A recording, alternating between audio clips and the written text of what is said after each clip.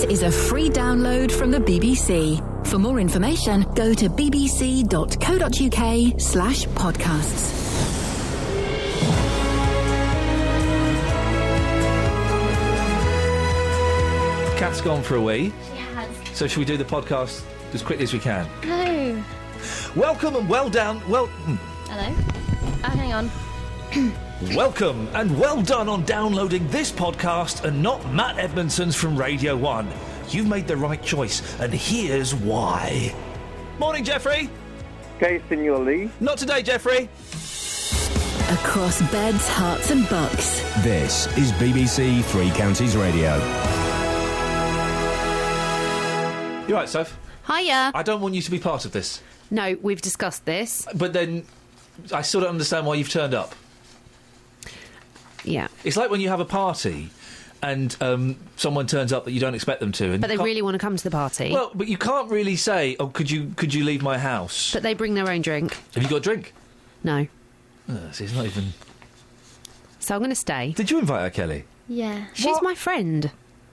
I told you not to invite her. She RVSB'd. PTO. Ever listen to the show around 6:30am? What? You mean no? Huh? What? Really? You don't? That's nuts! What? Get you higher. don't? Get higher. Is that enough? Get higher. One more higher. Really? Oh, man! Well, you're missing out on some Class A nonsense. How did you get to be so famous? 08459 455 555. I finished writing the complaint. Would you like to hear it? Excellent, yes. This hotel that I stayed in, the title of your review, oh dear, oh dear, oh dear, your review. This really is a very poor hotel. Filthy hallways, potty-mouthed residents swearing at reception and windows that would not lock. When I checked in, the staff were unaware that I'd paid a £5 deposit online and tried to make me pay the full rate. What? £5? Whilst I was discussing this, a woman holding a baby was effing and blinding that someone had been smoking in her room. The layout of the hotel was very confusing and the hallway of the first floor was disgusting, filthy and poorly decorated. My room... Well, you're criticising the architecture, the layout. It was, yeah, I am. It was ridiculous, because it was like 4 hotels joined up in a row. Right. So, anyway, look, my room was situated either near either a wedding or a reggae club. Carry on. Either way, the fat bass lines were not conducive to sleep. Are you spelling that with a PH? Yes. Good. Neither was the fact I could not lock the windows. I spent an uncomfortable evening worrying that Shakademus and Pliers or some other ne'er-do-well would climb in and murder me. Or worse. I think we know what that would be. What they were doing to that woman? Well, this is it.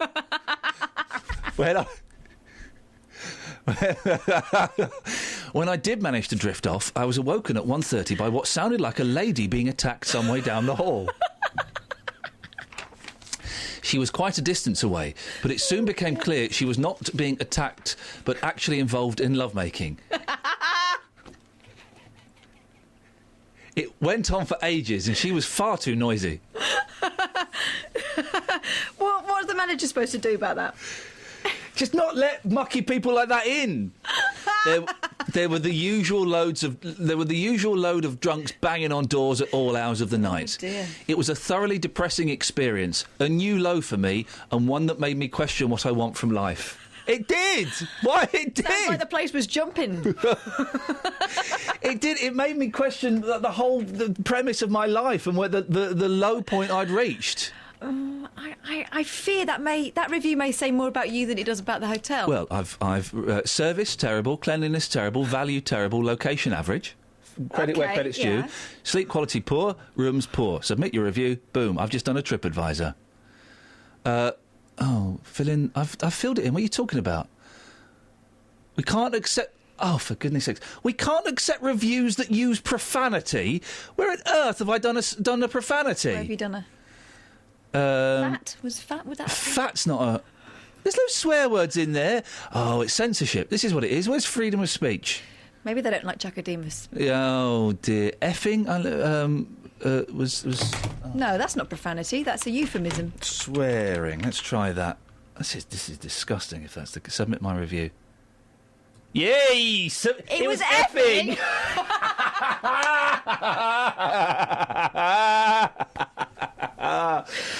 Oh, dear. Right. You can't even say that. Oh, What's this political correctness gone mad? What have you got in the papers, Catherine? Helena Bonham Carter's been out in her slippers. What? I don't know why we're surprised. That's outrageous. She tends to wear most of her dressing up box, and fair play to her. Yeah. But I just wondered whether any of our dear listeners would ever have shambled out in their slippers. My granddad used to refer to it affectionately as the Salford Shuffle. If you went down the precinct, you would often see mostly older ladies with their slippers on, because I think sometimes you get to an age where comfort is king. I had a migraine at the weekend, very bad migraine on Sunday, and I took far too many Nurofen. I mean, I was travelling through time in the afternoon, and I woke up from a fevered sleep, realising that I had some washing in the washing machine. I needed that washing that night. It was clean sheets. So I had to get up. So I shambled downstairs. I'm out in the back garden in my pants. What? Just in my pants, hanging up washing. I mean, I was out of it. But I thought it was very bold to wander down into my pants.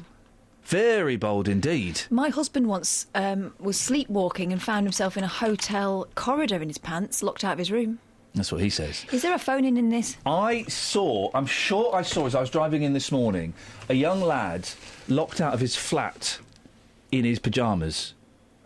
Because he was stood there in his pyjamas. It was freezing cold at 5 o'clock in the morning, and he was trying the door. That's locked out, isn't it? OK, so what do we call this phone in? Oh, it's not. No. Out there in nightwear. Well, no, it's not a phone in. 08459 455 555. Call me now. It's not a phone in. No. This is Kelly. Sorry, you texting. She thinks it's a good idea. You texting your mates? Yeah. Yeah, this isn't the phone in. What's not a phone in? I was texting my... Out there in nightwear, call me now. 08459 455 555. Oh, yeah. Yeah. I've done that loads. I bet When? you have. Went to Tesco's. Right, but that's a boring story. You might as well say, call me now with your boring stories. 08459 455 555. Good Call idea. me now with your boring No. stories. That's a great idea. I've got some stuff in the newspapers. Go on, then. Let's hear it. It's bye-bye to bath time. When did you last have a bath? I don't really like stewing in my own juices. I've not had a... I'm more of a shower girl, quick in and out. I've not had a bath for... Well, I've not had a bath since we moved into that new house, so it's over a year. My wife has a bath, then has a shower afterwards. I can see why you do that, but that kind of tells me why I don't. I think the candle companies are liars. What? Well, they seem to make it like everyone's lighting candles and getting in the bath with a glass of wine. Who has time to do that? Normally there's someone banging on the door at my house. It used to be one of the most popular ways to unwind after a busy day, but for millions, the idea of slipping into a soothing bath is a thing of the past. Now, a quarter of Britons... Why is it Britons? Britons? Why are we Britons? What, like the Iron Age type? Britons. Britons. That's crazy. Why aren't we Britons? Why aren't we British? Millions of British admit... Britishers. They never have a bath, according to a survey. Instead, they are opting for a quick shower, often lasting for just 30 seconds. What? That's not even... You can't get Tell you clean. what that is? That's a PE shower, Yeah, right? what? When Yeah, you're oh, actually man. you've still got your pants and bra on and your towel and you just wet your shoulders so Miss thinks you've had a shower, but you don't want to get naked in front of the other girls. What you can't see, dear listener, is as Catherine finished that sentence, she leaned one elbow back on the chair as if she were Roger the Dodger and she just got one over on the man. Yeah, Miss, I never had a shower. Now that's a phone-in. When did you last have a bath? That's a good phone-in. It's a really interesting phone-in. No, it's better. All right. And I want to hear. All right, let's try Kelly. Yesterday. Shower. No. What? She's fired. When did you... Sophie. Oh, bath. Oh, bath. Hiya. Sorry, it's totally different. Shut up, Kelly. Kettle of You're right. fish. Yes, Sophie, you're just in today. Oh, yeah, I know. You want me to find out about when the last time someone shaved? I was waiting for... Oh, for goodness sake, what's going on? Right, sorry, I've just been working at another BBC station at the weekend, so I'm kind of got my, used to working with professionals, not with slackers. Okay. If you're so professional, why are you late for travel? I'm not. Yeah. Right, okay. Yeah. Forget it. Oh, Can do. So amateur. smooth. Right, Absolute amateur. right, when did you last have a bath? Bring back Simon Lederman. I want to finish before Kath comes. No, why? You're not even in this, Sophie. No, I know, but Kath is, and I don't think it's fair. You do a link, right? I'll stall. You do a link now. Right, Let's okay. see if you're better than Kath. What's it about? Say, on the show... Have you got a bit of paper? Give her that one. Yeah, fine. The last one? No, the next one. Oh, right, fine. So on the show, 6 till 9 weekdays, we get to know our listeners, down to the finest detail. She's not bad. Kath, you're fired. No, you can't find me. No, I can. You can't find Turns me. out You don't have the authority. Well, I do. You're fired. No, you literally don't have the authority. I don't have the authority, but I could tell the boss that I want you to be fired, and that would happen. She likes me more than she likes She you. doesn't. She does. She doesn't. She does. How much do you get paid?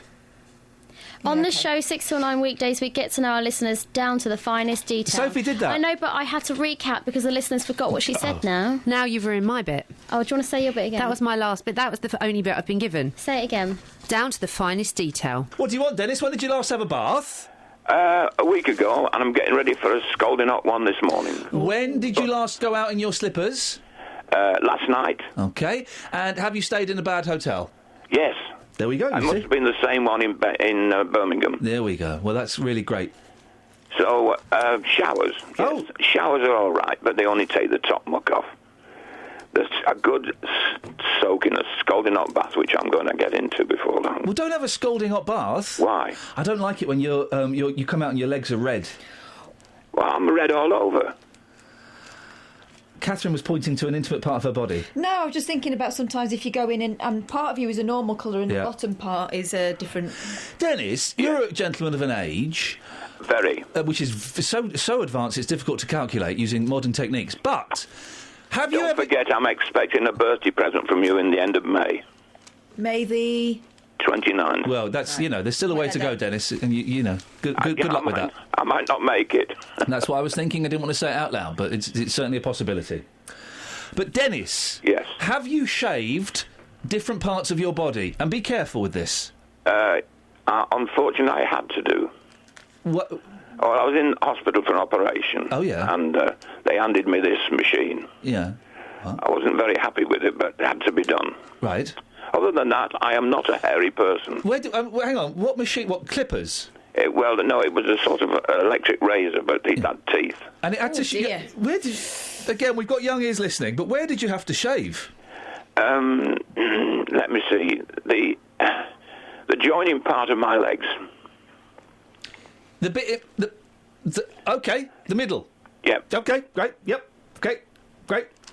It was dangerous. Yep. It was dangerous. Yep, there's an image I never wanted in my head. Blimey. In the week, we spoke about Glenn Phillips. He's a gentleman with motor neurone disease, and he wants the right to die at home, but the council says it will cost too much. Well, it got a lot of you talking, and Lynn called in with her story. Good morning, Ian. How are you? Yeah, I'm confused by this one, Lynn. I really am. It's a tough one. And I think you're doing a wonderful job. I don't think any of the questions you've asked are inappropriate at all. I'm trying to get my head around it as sensitively as I can. What are your thoughts on it? Well, I feel desperately sorry for Glenn. I know how hard it is. I feel that money is always a consideration, but I think when somebody's got a very life-limiting illness, as you or somebody else said, it's not going to be for a long time. Now, my partner died 13 years ago. This really pertains to your question about how long has somebody got. Yeah. My partner died, it'd be 13 years ago. We were together 23 years. He was in hospital, and I was told from day one he'd be lucky if he made that day. It lasted 3 months in the end, which was horrendous. And he was in total denial the whole time. And because he wouldn't let the doctors tell him how long he had, they wouldn't tell me. OK, right, of course, patient confidentiality. Exactly. Oh, and they said, and I did say to them, well, you're not the ones, to be fair, that needs to know, because I need to know because, I'd been with him 23 years, I had to have some idea. But I know when he was in hospital, and it was horrible because he was in total denial, was rude to all the hospital staff, effed and blinded at them. I ended up seeing him for about 3 months in and out of hospital, mostly in, and he totally ignored me for 3 months. I'd sit there for 8-9 hours. he wouldn't talk to me, wouldn't discuss it. And then finally, how was that for you, Lynn? That must have been incredibly tough. Absolutely horrific. And if his friends went in, he'd talk to them. He'd pretend he was all right. And I know a few of them did say to me, "You know how cruel you're being." And he used to just shut off. So, and then finally, 2 days before he died, I went into the hospital and he just burst into tears. I think he'd finally accepted it, begged to come home. So I did bring him home on the Friday. And even the sister said, "Do you have any idea what you're doing?" And I said, "No, of course not. I've never been in this situation." And he died 2 days later. Why do you think he didn't want to talk to you? I think he was... I mean, some of my friends have kindly said, "Oh, perhaps he was trying to protect you." I think he was really angry. He was a very proud person. He wasn't that old. He was only 55. I think what it was, I think he was so absolutely furious. And sometimes when somebody's really angry, they tend to take it out on the person closest. They take it out on the one they love. Of course, we all do that, which is the odd thing. I think it was sort of... I don't know whether he resented the fact that it wasn't me. I hope not, because I was in love with him for 23 years, but I think anger is a lot of it when you're told you're dying. Do you know what? And in a bizarre way, and I've got to end it in a second, Link, so we need to go travel. In a bizarre way, he may have been trying to protect you as well.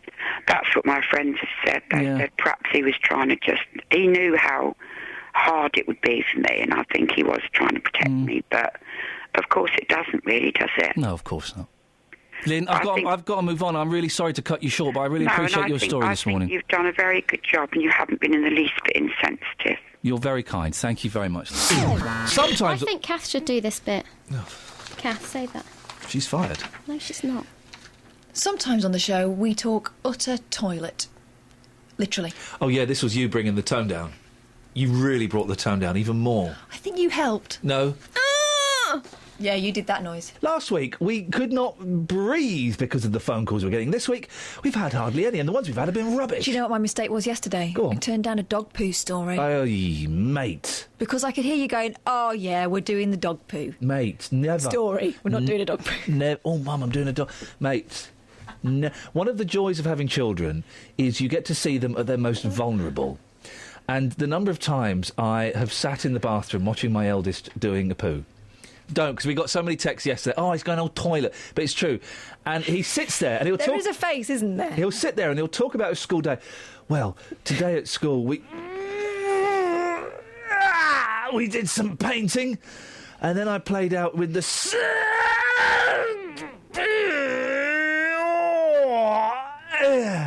and then I drew a picture." Does that? You know what that lad needs? A newspaper. "Daddy, he says, oh, bless him, he says, "Daddy, I'm a heaving and a hoving and it won't come out." So I have to teach him techniques. Anyway. Might just get a kind of faraway look in their eye. Or my youngest goes to play with the doll's house. And we all know what's happening over there. I was in a disabled toilet the other day, and I was sitting down, and opposite the toilet facility there was a mirror, a full-length mirror. Haven't the disabled been punished enough? Who wants to see that? I saw the face that no man should ever have to see. You saw the reason for a locked toilet door. Oh my goodness! Why would you put a full-length mirror opposite a toilet? The weirdest thing is when couples do that together. No. Yeah, one in the bath, one on the loo. Wrong. There's what in the bath? Anyway, listen, don't, because the complainants will be complaining even more. No, but sometimes you can be two together. No, never. I've seen, you know, if you've ever seen that programme Cribs on MTV? Yeah. Sometimes I have his and hers dunnies in the same room. I can't go to the toilet, ones or twos, if my wife is on the same floor of the house, let alone in the same room. You know, since motherhood, I've had to learn to do it with someone banging on the door. But not in. No, I draw the line. Talking about toilets, yeah?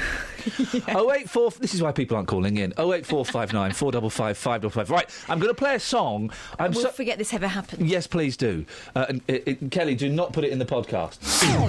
Call me now. 08459 455 555. Not now. We'll call that number now and see what happens. But best to do it weekday mornings between 6 and 9. That's what Sylvia did. Good morning, Ian. Good morning. Is that your real voice? Yes. Oh, how lovely. What would you like to say? Well, I would like to know why they're digging up all the tiles at the top of the town near farm food. There doesn't seem to be anything matter with them, but they're digging up all the top part of the town and putting small tiles down. You've got all posh. Oh, have I? Sorry. No, don't worry. I like you, Sylvia. Yeah. Hello, Sylvia. I like you. Catherine, I wasn't listening. Maybe you could help Sylvia. They're digging up tiles outside farm foods. All the brickwork. Oh. On the floor or on the... On the ground. I don't know. I've got no... Right, OK. Well, listen, Sylvia, I'm glad you've called in. We can put this out. Well, 08459 455 555. Outside farm food. And where is this, Sylvia? Remind me. Right up the top of the town. Yeah. Where the buses run round. From Luton? Front of Luton Church Street. I know exactly, yes. I know exactly. OK. Brickwork that they spent a lot of money doing. Now they're digging it all up and putting small bricks. Is it too slippery or something, I wonder? Oh, no. Have you ever slipped over there, Sylvia? Oh, no. I just wondered why, when we're so short of money, they're spending all that money doing it. Hey, what do you think? 600 quid a week to have a sign up telling people to stop being idiots? It's crazy, isn't it? So it must be costing thousands for that. Well, yeah, over time, yes. It's £600 a week. 2,400 a month. Oh, it's a lot of money. Yeah. That's a lot of money. What have you got planned for the rest of the day, Sylvia? Oh, a bit of shopping. Yeah. Farm foods? No. It's only Tesco's. Sylvia, you're a good sport. It's really nice to talk to you. Thank you very much. Ta-ta, bye-bye. There we go. What's going on at Farm Foods? What is going on at Farm Foods? What a delightful lady Sylvia was. Although her voice did change like 3 or 4 times. I liked posh Sylvia. Yeah, she got posher when you highlighted that. Yeah, she was nice. I like her. Let's see if Joyce in Leagrave is going to be as nice as Sylvia. Sylvia's already my favourite caller of the day. Oh, but Joyce, come on. Come on, Joyce. Joyce is Joyce. Joyce. Hey, favourites. You don't have to have favourites. I do. Listen, to start with, hello. They're on about the money they're spending. I know I'm on a different tangent to what I rang in about. I should do that in a moment. You go where you want to go. Yeah. Yes. But they're spending all that money, and yet we are going to have to pay some towards our shop mobility, the disabled shop. Oh, we're going to have to pay some towards our transport, and yet they pay all that money, our Luton Town Hall out, and then you imagine two of you going downtown, and you're paying, I think it is £3 each way. Yeah. People haven't got that £12 to spend to go down round there. No. Joyce, did you go to that meeting last night? No, I didn't. I'm busy impaired and I can't read all the notes quick enough. Well, it's just that the council said they'd get back to us with the decision. This is about do you remember the Dial-A-Ride saga? I do, yeah, I've known about that. So, in fact, you're the person who brought it to us and said we need to investigate it. They were having a meeting last night where they would make a decision on what was going to happen because Shop Mobility have stepped in where Dial-A-Ride have withdrawn. Right. They were going to give us a shout and tell us what went on in that meeting, but I've had nothing from the council. So if anyone knows... If anyone was at that meeting last night, 08459 455 555. Joyce, we will put a call into the council. If we don't get someone on today, we will do our darndest to get someone tomorrow. We are getting someone on. Why should we pay for that when they're paying £600? Yeah. Now listen, Hello. dogs, yes, right? Now, this morning early... You're my second favourite caller of the morning, by the way. Early, abroad, I heard, I think it was Venice, I couldn't catch where it was. Venice? What country, yeah. Some posh place with lots and lots of lovely dogs and everywhere. There's no pavements in Venice, it's all canals. Well, whatever it is, it's there. Yes. And they had all these lovely little dogs and you could hear them yapping away and yes. clicking of heels and everything. What on earth is she talking about? Dogs. And... talking about your dog poo, right? You were talking about that this morning. Well... Yes. I don't like my boys, but yes. No. And they have begun, because there's so much on the road, they can't clean it up properly and keep it clean. Yes. So they're taking DNA tests from a dog's paw. No, they're not. Yes, they are. They're taking DNA. They're swabbing dogs and their poo. Exactly. And then doing what? They're matching it up. Somebody's going around picking it up and taking tests, I suppose. So, hang on a minute. Someone goes and swabs a dog's mouth? No. Somebody takes a blood test from the dog's paw. That's even worse. DNA. Yes. This is what they said. And the people with the pooper scoopers are going to test it to see if it's your dog.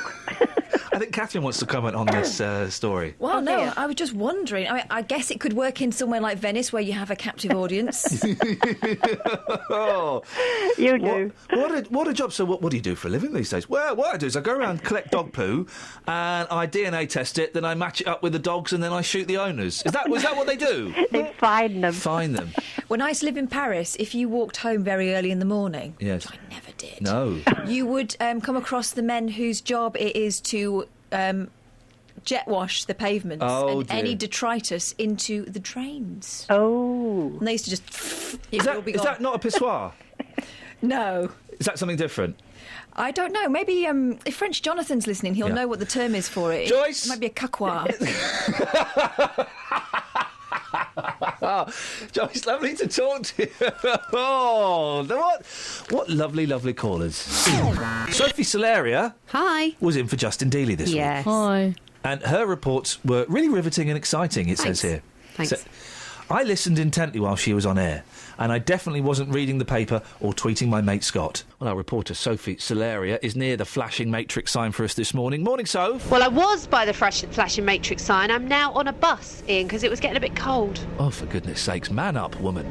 Have you caught anyone ignoring the sign this morning, Sophie? Not yet, no, Ian. It's been quiet. Only buses on the busway this morning. But I have been told on authority that it does happen. Oh, well, I get sent pictures of it almost every week. Yeah, and people are lessening press. I've been speaking to people this morning, and they want people to get a cheaper alternative to the sign, but don't drop the sign nonetheless, because there is an issue. Well, I don't know why it needs to be 600 quid. Why can't you just make a sign and put it there? This is exactly what people are saying, or even hire somebody for £500 a week, somebody suggested, to stand there, and that's giving someone employment as well. Although I don't know what a person will be able to do. Well, no, a person could stand there... Waving. Yeah, just waving a flag. Say, oi! Stop! Oi! Oi! You muppet, you've gone the wrong way, back! Exactly. Who are you with, Soph? So I'm with Jay. He's a bus driver, a well-known bus driver to our show. He's a friend of the show, in fact. Jay, thanks for joining me this morning. You've been a bus driver on Luton roads for years, haven't you? That's right, yeah. I have. And you drive on the busway a lot, don't you? All the time. So you're quite a good person, a voice of authority to tell us about incidents that you've seen in the past. What have you seen? I've seen vans going up the wrong way of the busway. I've seen cars stranded on the busway. I've seen push bikes on the busway. I've seen kids playing chicken on the busway. That's getting serious, isn't it? Yeah. But as I say, I hear that the sign is a problem at the moment with the £600 a week, and I think it's worth the money in the long run, due to basically it's supposed to be keeping people off the busway, and if the council find the people that pass the sign, then they're going to recoup that money back. Fair play, Jay. And also tell us a bit about the disruption that it causes you to have people on your busway. Well, the problem it causes us, when the busway's shut, we have to go around the roadway. So then basically the express service we're supposed to run ends up being a normal bus service because we get held up by traffic. Big question is, though, is the £600 sign working? Yes, it's cut it down by well under half of the problems we had before. So yeah, it's working. But as I say, if the council fine the people up to their £1,000 fine for going on there, then they'll recoup the money back for the sign. But then, as far as I am aware, the sign is just a temporary test. So if the test prove positive, I think the council will put their own sign up eventually. There you go, Ian. So actually, this is coming from somebody that experiences the problems on a daily basis and thinks the sign's worth it. Are you still there? Yeah, Sophie, no, we were... Were you even listening to me? Not technically, no. You weren't... Did you not hear my report? I missed some of it. Could you do it? Who are you there with, Soph? Ian. With Jay, he's the bus driver. Okay. He's a friend of the show and everything. Sophie. He's got to stop listening if you don't listen to us. OK. Sophie Solaria is near the flashing matrix sign for us this morning. Sophie, have you caught anyone ignoring the sign? No, Ian, I was at the flashing matrix sign. Where are you now? On a bus with Jay, the bus driver, who says there's been loads of people driving on the busway. Did you catch anyone ignoring the sign? Well, not personally, no. Okay. You've been speaking to people about the cost of the sign. What have they had to say about it? They said it was a really expensive sign. They said that they should get somebody else. I've done this. Okay. Who are you there with, Soph? I'm with Jay, the bus driver. Away you go. Ian. He's a friend of the show. I've done it already. He has to go. He's kicking me off the bus. Sorry, Jay. What does Jay reckon about the take sign? More coffee. Yeah. He said, take more coffee, Ian. Yeah. What does Jay reckon about the sign? Jay, do you like the sign? Yeah, it's pretty. See, he likes the sign. Ask him, Sophie, what does he have to do when drivers drive up the busway? So when the drivers drive up the busway, like you said earlier, what do you actually have to do? Well, we have an interlink radio to head office, and we have to report it in. But then problem is when the cars are on the busway, and if a bus doesn't know it's on the busway and we pull behind the car, we can't reverse back on the busway. We can't reverse back with the buses. There's no reversing backwards. Ian?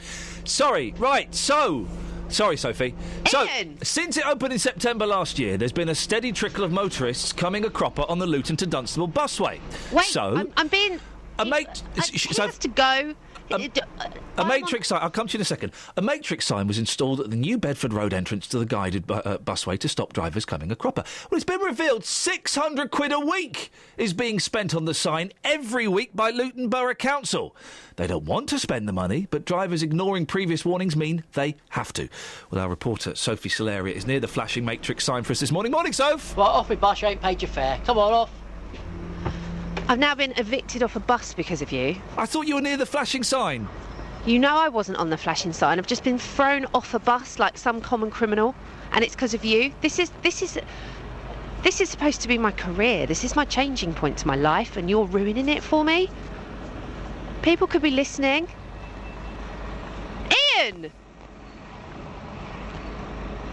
Hello? Hello? I can't believe that Justin does this on a regular basis. Call 08459 455 555. BBC Three Counties Radio. Seem to have lost Sophie there. We'll get back to her later on and find out what the latest is by the illuminated sign. The busway saga continued. A massive illuminated sign warning motorists not to use the Luton to Dunstable busway has been put up by the Borough Council. £600 a week. Well, Sophie has been there. Morning, Sophie. Good morning. Sophie, you've been speaking to people about this. What have they got to say? My goodness me. They've been saying that they think the sign is a complete waste of money. But can I just say it, Ian, standing on the side of the busway now, underneath the very sign that you talk about, people have started using the busway to go around. What? Someone's going the busway today? 3 cyclists I've watched go round, and I think the main issue is because on the pavement that they can't usually cycle on, there's a restriction barrier on the football path that's too small for cyclists to fit through. Sophie, stay there a second. I may come back to you in a second. I want to go to Dave Taylor, Luton Borough Council's portfolio holder for the environment. Dave, it's not working, mate. Good morning. You're wasting your money. What isn't working? The sign isn't working. Yeah, it's not on. How's it costing us £600 a week? It should be on. It should be working. Yeah, but there are cyclists riding up the busway today. Sophie's seen 3 of them. No, they shouldn't be riding up the busway. No, I know they shouldn't be riding up the busway, Dave. They are. The sign is on, and people are still riding up the busway. It's a waste of £600 a week. Yeah, I mean, it's not cyclists that are the problem. It's cars on the busway that are the problem. Oh, so cyclists are allowed to ride up there? No, not at all. There's a dedicated cycle lane on the left-hand side. They can't fit through the little gateway? Yeah, we've spoke to a lot of cyclists and the cycling organisations. That's to prevent motorcycles using it. Ah, right. So that's... Get off, just push their bike underneath, get round the other side and get back on the cycle. But that's encouraging people to use the cyclists to go on the busway. Sophie's seen 3 of them today. No, it isn't. Well, Sophie's seen 3 of them today, Dave. Yeah? What, on the busway? Cycling on the busway? Let me just ask her. Sophie? Yes, on the busway, Dave. They're on the busway. In the concrete guide? On the concrete guide. And actually, worse than that, they're going towards the traffic. So they can't get through the barrier. I've watched 3 different cyclists not dismounting, but actually just going round it because they couldn't fit through. And the other 2 that could fit through was quite embarrassing, actually. They got stuck. Dave? Yeah. You're wasting your money. Yeah. Well, the problem is with cars on the busway. So you're OK with cyclists going on there, then? No, I didn't. I was not aware, and I don't think the council are aware, that there is a problem of cyclists cycling on the guideways. OK, well, I'm glad that Sophie and I have brought that to your attention. You can waste a few quid trying to sort that out now. Yeah. 600 quid a week seems a lot of money for a sign. It is. It is a lot of money, and I think we ought to think about buying it as well. I think we're going to get a quote to purchase it, and then hopefully get some of our money back for rental. Are you renting it? We're renting it, yeah, £600 a week. Mate, what on earth is going on? Why don't you just get a student and give them 350 quid a week to stand there with a flag and a megaphone? Yeah, but would that solve the problem? Yes, it would. It'd be better than up the busway. Yeah, it'd be better than a blooming sign because a student could stand in the way every time a car comes.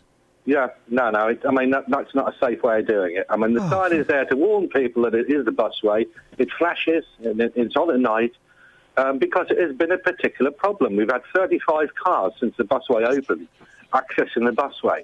Despite the signage on the road, the sign saying car traps, buses only, people are still driving up there.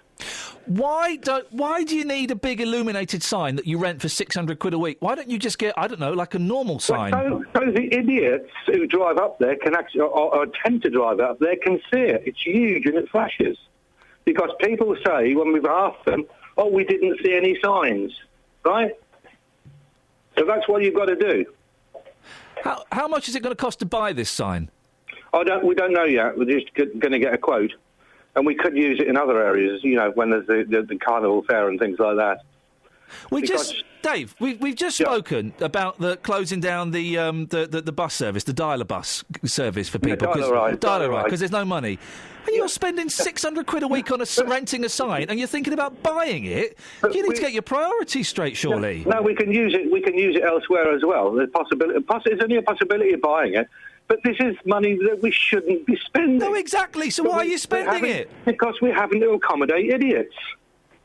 Because they say they cut the signage down because they can't see where they're going. You know, it's fairly obvious when you're coming down that it's a busway. What? So there has to be an illuminated sign flashing to tell people that they can't go down there. Do you reckon it's going to work? Because people use it. People go down there because they think it's a shortcut, and also because their sat-nav tells them to. Do you think that sign's really going to work? The sat-nav doesn't tell them to go down there. Yes, it does. We sent our reporter Tony Fisher out there, and his sat-nav told him to go right. It's telling me to turn right. That happened. No, that's not true. Yes. True. No, I think you covered this, didn't it? It's true. You covered this before. Yeah, Dave, it's true. Our reporter, Tony Fisher, went there, and the sat-nav told him to turn right and go down there. It wouldn't be on any sat-nav database because it was a former railway line anyway. Dave, it is... listen, you can deny what you want. We'll send Tony Fisher back down there. He is one of the most respected reporters we have here. It's not saying much. Yeah. The sat-nav told him to go down there. Yeah. If the sat-nav told him to go off the end of a cliff, would he do that? No, because he is a sensible man, but other people follow their sat-navs. Yes, Dave is a sensible man. He realises it's the busway, but it doesn't. It doesn't. I think we've covered this before. I mean, there is a problem at the other end, the unguided piece, where we're going to put the bollards in when they're up and running. That will stop people accessing that. I mean, that's understandable because that was Station Road, and it was a former access to the station. Dave, I bet you, right, a £5 to a charity of your choice. Yep. We get a car going up the busway in the next 4 weeks. What do you reckon? The chances are probably, because since we've had the flashing sign, we've still had 2 cars go up there. So it is a waste of money then. So get rid of the sign and come up with something different. Why don't you ask some of the drivers that drive up there? Because you're in charge of the road. We'll ask that. I'll go and ask all the drivers. But if you've had 2 cars go up there, you're spending 600 quid a week. It's a waste of money. Ian, you're right. It's a waste of money. It's money we shouldn't be spending. Well, then get rid of it because it's not working. Yeah.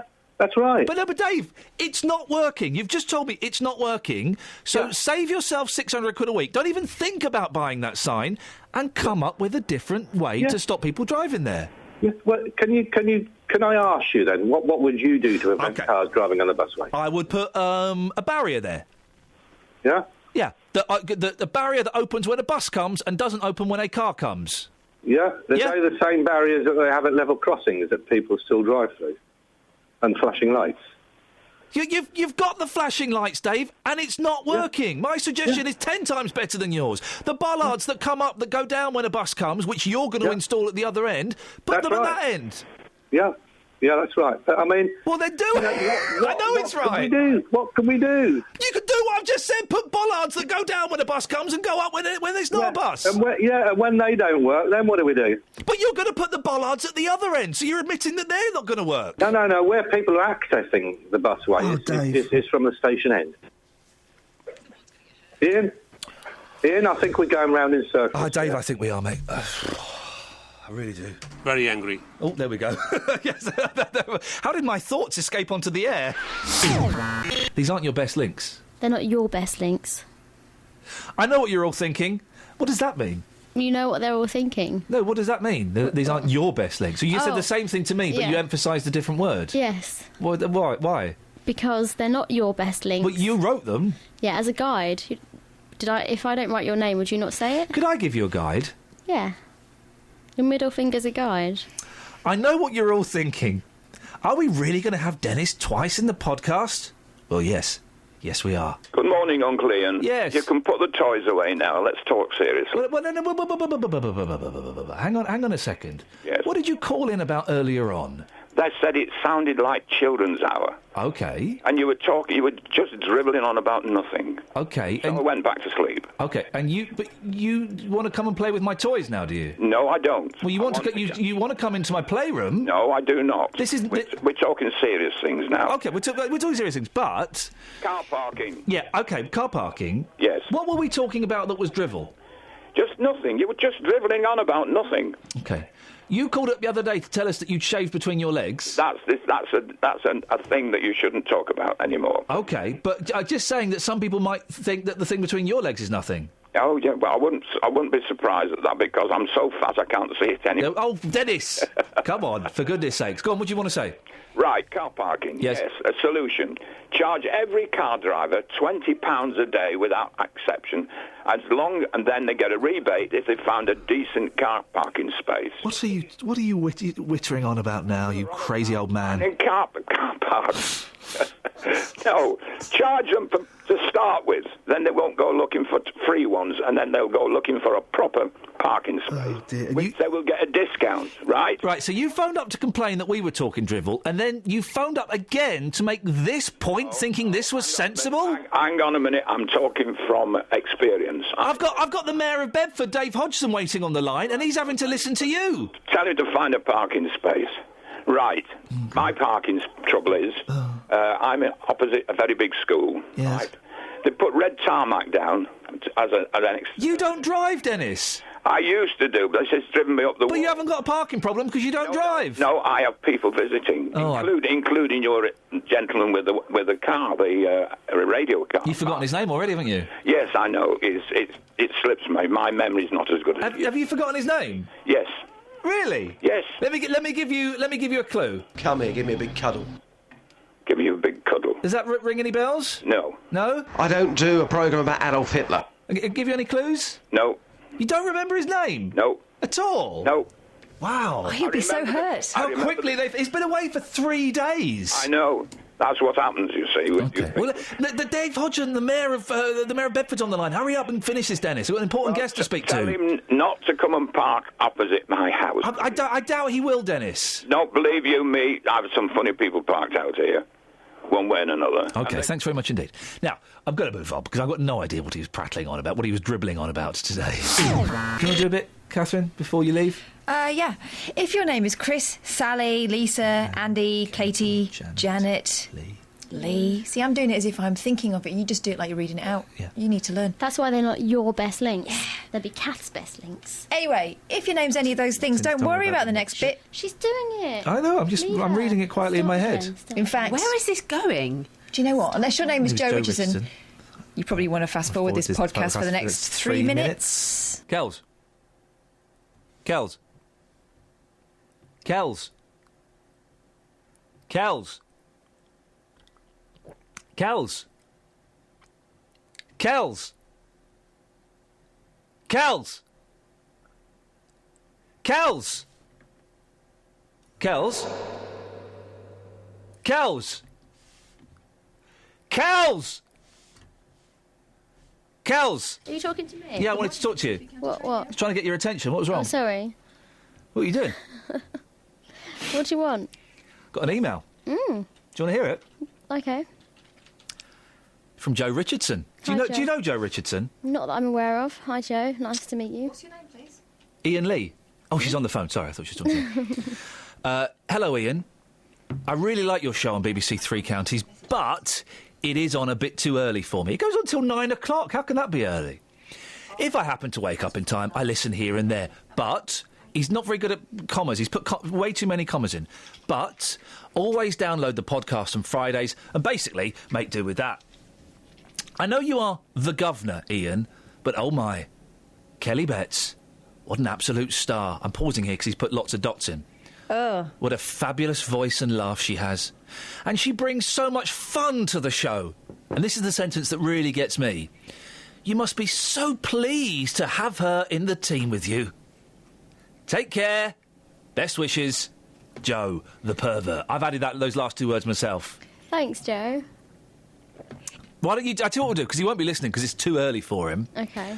Oh, I've just seen the email you sent me. It'll be too early, so we'll put this... We'll put this in the podcast, and I'm going to forward that email on to Tony Hall, the head of the BBC. Right. Is it still him? We'll put this in the podcast, because this is the only way Joe's going to listen. So would you like to deliver a message to Creepy Joe? Yes. Sorry, Creepy Joe, how rude of me. Weird Joe, that's just for him. Everybody else, if you're listening on the podcast, ignore this bit. This is for Strange Joe. I'll do it as if it's through email. OK, yeah. 'Cause that's how we communicate now. To my dearest Joe, comma, thank you, comma, for your kind, comma, words. Too many commas. Really, Yeah, well, Joe used a lot of commas in this this. is how we communicate. Right. Really lovely, comma, here from you. Thanks. Best wishes, comma, love, L-O-V, so it means I mean it, comma. That goes in what I'm saying. Yep. Just typing that goes in as well, because OK. making it real. And now making it real. Love. I've done that bit. Too much love. Yeah, what were you saying, Catherine? You were miming something to me while she was... Well, there's someone that works in our office that uses a lot of commas. There's a lot of commas. So, let's get rid of the commas. It's the most popular one.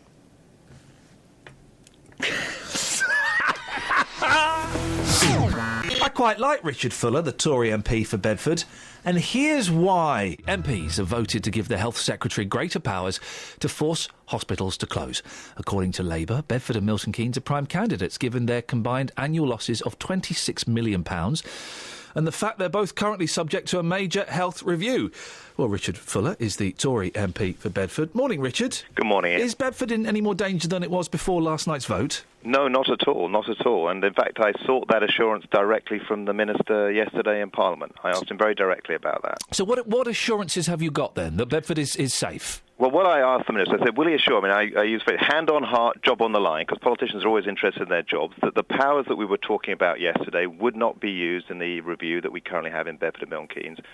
And the Minister said that he could assure me that these are going to be locally driven reviews of clinical services driven by local commissioners, and that absolutely nothing to do with the decisions that we made yesterday. Oh, OK. So it's safe from the review that's going on now, but that doesn't mean another review couldn't come in and then the hospital could be closed? Well, we can think of all hypothetical situations, but if you look at how often those powers have actually been used... Well, these are new powers, though. Well, no, it's the same rule of power, same power, TSA review. It's only occurred twice in 5 years.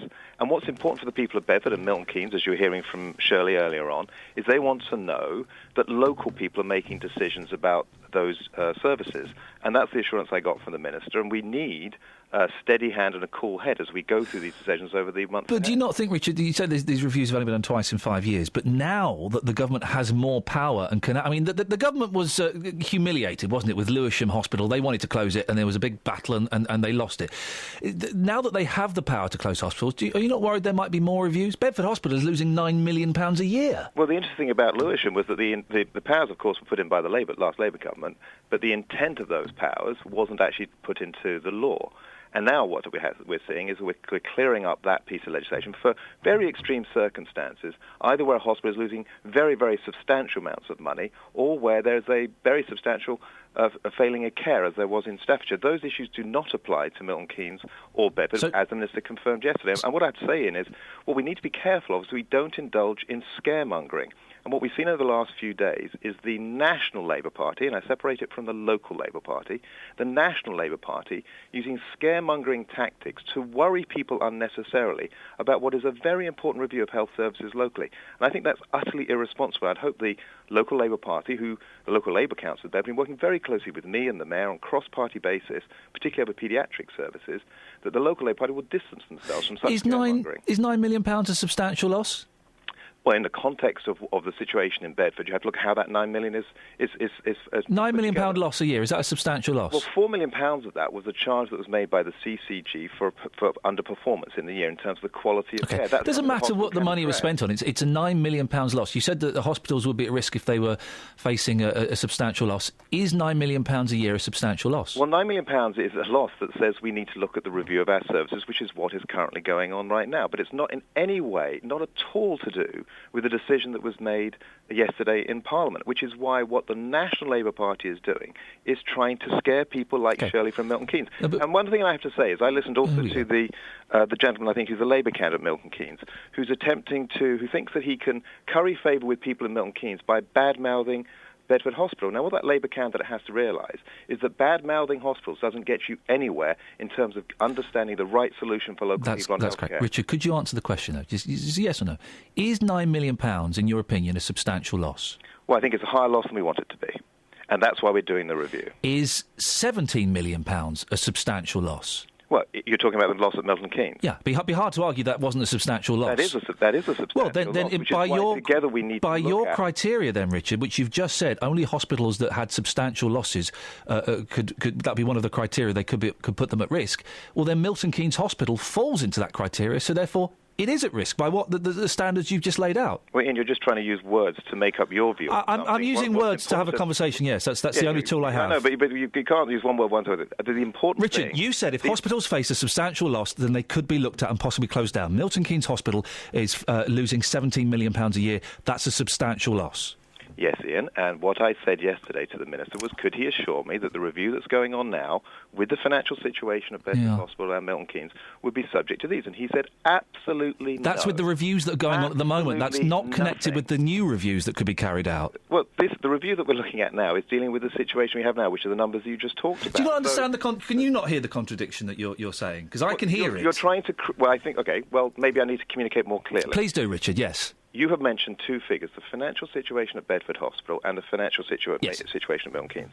It is because of those losses and other issues about improving healthcare in the local area that we're looking at a review of our local hospitals. That is clinically led and locally driven. The decision that was made yesterday, I wanted to be absolutely sure that it had nothing to do with the situations and those losses at our local hospitals. And I got the assurance from the Minister that that was not. For those reviews that are taking place now, it doesn't rule out potential new reviews. And if a hospital is making a substantial loss, like you just said, then it could possibly be reviewed again, couldn't it? So... Is that true or false? Is that true or false? So, true or false, could a hospital, hypothetically, in the future, where it had some amount of money that was... Where it's had a significant amount of money it's losing, which you said, could that face another review? No, I don't think that... How clearer can you be? By answering the question, is that true or false, Richard? By answering the question, yes or no? You're setting up a false construct, Ian. No, I'm not, Richard. No, I'm not, Richard. You have said yourself... You know you're setting up a false construct is because we have the assurance from the Minister about what's going on. About these current reviews, not about any future reviews. And you have just said yourself, Richard, that if a hospital is having a substantial loss, you've just said that Milton Keynes is having a substantial loss, it could be open to a future review, which could then see that hospital be closed. You've just said those things yourself, but you can't seem to put them into one sentence. I was wondering why. Well, I think because what I'm trying to say is that, in my view, the number in Milton Keynes is a substantial loss, which leads us to do the review that we're doing. But it is not the same level and scale that was occurring in Lewisham. And I think that's a substantial loss in degrees. OK, you didn't make that clear earlier. Yeah. Well, I think you would. I think you quite fairly you're trying to draw a distinction. I'm sorry that I didn't make that distinction because apology accepted, Richard. Because sometimes it's easy to say words and sometimes they're used in the same context in places. But sorry, there's a very is that the best you can do, Richard? Sometimes it's easy to use words. Come on, you're better than that. Well, the point that I'm trying to make is that For me, what's important is that we're going through a very important review that matters a lot to my constituents, the constituents in Bedfordshire and in Milton Keynes. And what I wanted to make sure is that some of the scare stories that came up about will the powers be taken from us locally making those decisions to the centre were not going to take part of the review in Bedford and Milton Keynes. And I got that assurance. And that, to me, was the most important thing. Richard, I appreciate your time. Thank you this morning for sparring and being a good sport. Richard Fuller, Tory MP for Bedford. Well, has he put your mind at ease? We did use a lot of words there. I hope that's OK. Prince, Lulu, Usher, Seal. I said Prince, Lulu, Usher, Seal. Prince, Lulu, Usher, Seal. I said Prince, Lulu, Usher, Seal. What are you singing? I'm singing the song. You don't know the words. I do. Well, what are the words you were singing? La, la, la, Those aren't the words. Oh, all right. Catherine, you sing the words. Prince, Lulu, Usher, Seal. I said a Prince, Lulu, Usher, Seal. Prince, Lulu, Usher, Seal. I said a Prince, Lulu, Usher, Seal. Sophie Solo. Jesus. Oh, for goodness sakes, don't. We'll be in enough trouble as it is. We've got naming one-name famous people down pat. In fact, it's interesting you mentioned that name, Sophie. Have a listen to this. Morning. I have a famous person that doesn't have a surname. Go on. Are you ready? Yeah. Jesus. She's right. She's right. Jesus. You mean Mr. Christ? No. Yeah. Oh. No. His middle name was H, of course. What was his surname? Sorry? Of Galilee. Jesus's. What was Jesus' surname? Yeah. Have a guess. See if you can work it out. What was Jesus' surname? Soph? I know, I'm thinking. OK, you take your time. Trying to think of what Jesus' surname was. Sophie Solaria, where you go? It is hard, though. It's not that difficult. OK. Jesus. No. Not. What is it? Well, have a guess. Just try and work it out. So Jesus, his surname. Is it Christ? Is it what, sorry? Is it Christ? Jesus Christ. What do you reckon? Well, look, I didn't think it was his actual surname. I thought that was the name given to him because of his religion. What's his religion? Christianity. Right. So where does the word Christianity come from? Christ. I don't know.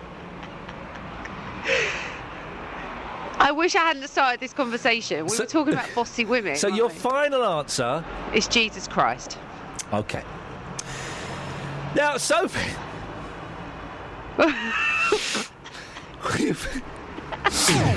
I do like a tongue bashing first thing in the morning. Really? Really, Kelly? Is that appropriate behaviour? You said it. Yeah, that's taken out of context. Well, what was the context? I don't remember. Well, sounds the same to me. The context is very, very... what are you laughing at? Nothing. Sophie, you laughing? Yeah, it's really funny. It's not what's funny about it. Give you a tongue bashing in a minute if you're not careful. Oh, I'll clip that for the next one. What? What you just said. No, you'll take it out of context. Hey, how'd you like your medicine? You're going to get a tongue bashing in a second, Catherine. Clip that as well. No, don't. You're welcome. Why would you clip that? You're going to take it out of context. It didn't sound very good in context anyway. Right, after the show, Kelly, you're going to get such a severe tongue bashing. Clipped. Oh, no, don't take that out of context. You can't take it out of context. That's illegal. What's a tongue bashing? I'm going to punish you hard. Is that what that is? Seriously, Kelly, you are going to get a sound thrashing. You are going to be severely punished. You're a very naughty girl. Promise? What are you doing? Clipping that. No, you can't clip it. I need some stuff for when you're not in tomorrow. For virtual Ian. We're going to pretend that you are in. You can't do your BBC introducing. Seriously, I'm going to give her such a tongue bashing later on. Clip. Oh, no, Okay, don't! Sorry. BBC Introducing is a show every Saturday night, 8 p.m. It shows off the brilliant music that we have made right here in the three counties. Are you even listening? No! Well, pay attention. OK. Each week, BBC Introducing puts forward a track. Oi. I'm trying to do my job, Kelly, and do you know what? You make it so hard. Each week, BBC Introducing... Oh, she's probably going to clip that now, is she? I'm Selected. trying to make some innuendo out of that. What innuendo is there then? I don't know. She'll make one with her filthy minds. It's so hard this morning, Kelly, because of you. Annie Eve is our introducing artist this week, and here's her track, Southern. On the sheets of a mattress bed. And then Craig and Dave to end. And then Craig and Dave to end. Morning, mate. How are you? I want to go home, to be honest. What have you got for me? Right, how about Laurel and Hardy? Well, OK. What about them? We're talking about people that are known by their first names. Yeah, but I'm just going on the one namer, all right? Let's have a little bit of variation, shall we? Well, OK, but they're not known by their one names. They're named by Laurel and Hardy. Yeah, together, they're one namers. Yeah, no, together they're two people who are known by their two names. I'm not having that. That's wrong. No, it's not wrong. It's right, mate. If I said Hardy, you wouldn't know I meant Oliver Hardy. You'd think I meant. Of course they would. Every listener would know that. No, they wouldn't. You're having a laugh. No, I'm not having a laugh. You're talking rubbish. You're winding me up, aren't you? If you say Hardy to someone, right, they're going to think of Thomas Hardy or Russell Hardy. They'll all go Laurel. But it's still it doesn't work. It's Laurel and Hardy, and the phone in today, Craig, is people who are known by their first names. Well, by a name, I'll put a little bit of variation on it. You can't put a variation on it. It's my show. It's my rule. They're known by their first names, Craig. I'm not having it. No. Oh, well, I am. Well, all your listeners. No, they're not having it, and you're not having it. No, ring in, everybody, and say about Laurel and Hardy. No, I don't want anyone to ring in and say... Right, go away. No, you. You go away. Go. He's gone. Hey, it's Dave Luton. Good morning, boss. Dave, where on earth have you been? Well, you barred me, December. Oh, yeah, you're banned, aren't you? Yeah, but... Yeah, you are. OK, right, so 08459 455 555. Hang on, Dennis in Luton's on the line. Morning, Dennis. Oh, good morning. Good morning, Dennis. Nice to speak to you. And to you, mate. What, you got 20 seconds? What have you got? Where have you been? Yes? Sabrina. The Teenage Witch? Sabrina. The Teenage Witch? No, this person years ago. The model. Oh, the fact that I'm confusing her with the Teenage Witch, Dave, means that it has failed miserably. Dennis. Well, thank you very much. You're welcome. I'll come back to you. Speak to you tomorrow, Sue. Yeah, OK. Ta-ta bye. Ta-ta bye. That's it. That's your lot. Thanks very much for downloading it. Don't forget you can send me an email, iain.lee@bbc.co.uk. You can download the podcast and leave nice comments. But they already have. But they can download it more from different accounts and leave more nice comments. When you say more, yeah, it's as if people have previously. I had a look at some of those comments. You scratching your bum? No, I'm scratching my leg. Those comments, they look a lot like the sort of thing you would write. Maybe. Just saying. I mean, the people, I wouldn't... Are they in your font? Things like, wowza, this is great. No, that was me. I love this podcast. Sophie, I thought you'd gone. No. Well, go. OK. In fact, I'm going. Bye. Bye. Thanks for listening to this free download from BBC Three Counties Radio, your local radio station for beds, hearts and bucks, on FM, AM, digital radio and online at bbc.co.uk/3counties.